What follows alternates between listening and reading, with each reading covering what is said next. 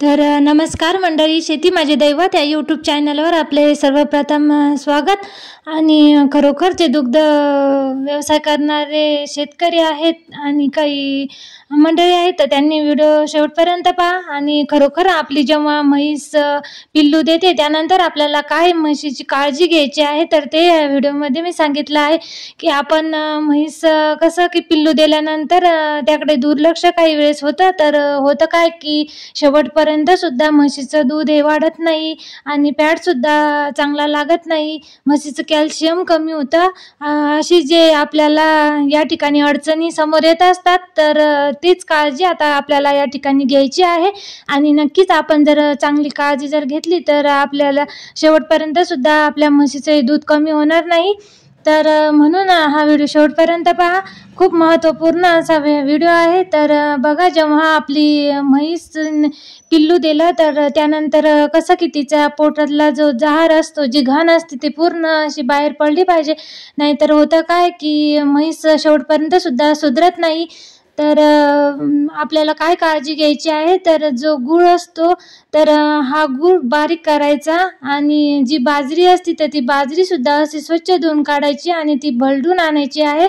आणि बाजरी आणि गूळ हा एकत्र शिजवायचा, कारण की कसं की हे खूप असं गरमीचं असल्यामुळे आपल्या म्हैस जी दुधाला फुटणार आहे तर ती आताच आपल्याला काळजी या म्हशीची घ्यायची आहे, नाहीतर नंतर किती जरी काळजी घेतली तर एवढी म्हैस आपली दूध वगैरे देणार नाही।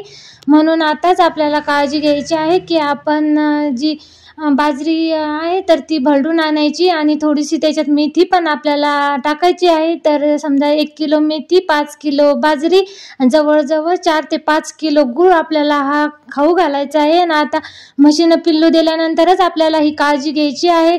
आणि खरोखर जर आपण काळजी घेतली तर शेवटपर्यंत आपली म्हैस ही दुधाला कमी होणार नाही।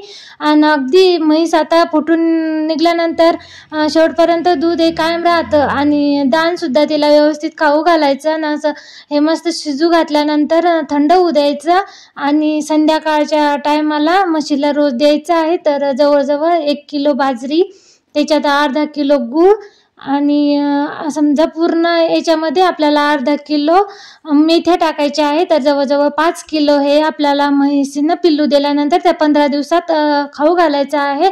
आणि तिला हिरवा चारा सुद्धा त्यावेळेस जवळजवळ 1 महिना जास्त हिरवा चारा द्यायचा, कारण म्हशीनं पिल्लू दिल्यानंतर तिची जी ताकद कमी होते तर त्यामुळे आपल्याला हिरव्या चाऱ्यावर सुद्धा जास्त या ठिकाणी थोडाफार जास्तच चारा तिला द्यायचा आहे। सुका चारा पण द्यायचा, पण सुका चारा थोडा कमी द्यायचा आणि ओला चारा जास्त द्यायचा। तर ज्यावेळेस आपण हे म्हशीनं पिल्लू दिल्यानंतर केलं तर नक्कीच म्हशीचं कॅल्शियम हे कमी होणार नाही आणि त्यामुळे काय होणार आहे की शेवटलोक आपली म्हैस ही दुधाला चांगलीच राहणार आहे। तर होतं काय की आपण जेव्हा आपली म्हैस पिल्लू देते त्यानंतर थोडंफार दुर्लक्ष केलं जातं, तर शेवटपर्यंत पण म्हैस काही दुधाला वाढत नाही किती जरी काळजी घेतली तर। आणि हा जो चारा आपण देतो तो पूर्ण चारा या ठिकाणी टाकायचा नाही, कारण ज्यावेळेस म्हैस रवण करते त्यावेळेस कसं की तिची ताकद ही कमी झाली नाही पाहिजे। म्हणून आपल्याकडे जर कुट्टी मशीन जर नसेल, कुट्टी बनवायची किंवा हा चारा काटायची मशीन जर नसेल तर असू द्या, तरी सुद्धा आपण हा चारा जो आहे तो आपले कुऱ्हाड किंवा विळ्याने या ठिकाणी असा काटून टाकायचा आहे। कारण होतं काय की हे जे चारा जेव्हा म्हैस खाते तेव्हा कसं की गचगच खाल्ल्यामुळे तिची जी ताकद कमी होते आणि त्यामुळे सुद्धा जनावर आपलं हे दूध कमी देत असतं। म्हणून हे बघा, असा चारा आपल्याला कट करूनच जनावरांना द्यायचा आहे आणि ही सुद्धा काळजी यावेळेस घ्यायची। आणि खरोखरच अशी काळजी आपण या दूध देणाऱ्या जनावरांची घेतली तर शेवटपर्यंत सुद्धा आपल्या म्हैस असेल किंवा गाय असेल तर हिचं दूध हे कमी होणार नाही। तर असं जे दूध म्हैस पहिल्यापासून देते तर ते शेवटपर्यंत देईल आणि दूध वाढायचा कालावधी हा 1 महिन्यातच असतो। तर हा 1 महिनाच या जनावरांची अशी काळजी घेतली गेली पाहिजे। तर असा व्हिडिओ खूप महत्त्वपूर्ण आहे. तर नक्कीच जर आपली म्हैस किंवा गाईने जर पिल्लू दिलं असेल तर आता त्याच काळात आपल्याला ही काळजी घ्यायची आहे. आणि शेवट लोक आपलं दुधाचं फॅट, कॅल्शियम, SMF सगळं व्यवस्थित राहील. आणि खरोखर आता काय आपण कातबोळ वगैरे थोडाफार काही देतो, दूध कांड्या, थोडासा गुळ हे थोडं थोडं देत असतो. पण नाही, काय करायचं की बाजरीनं सुद्धा म्हैसी फुटून निघते.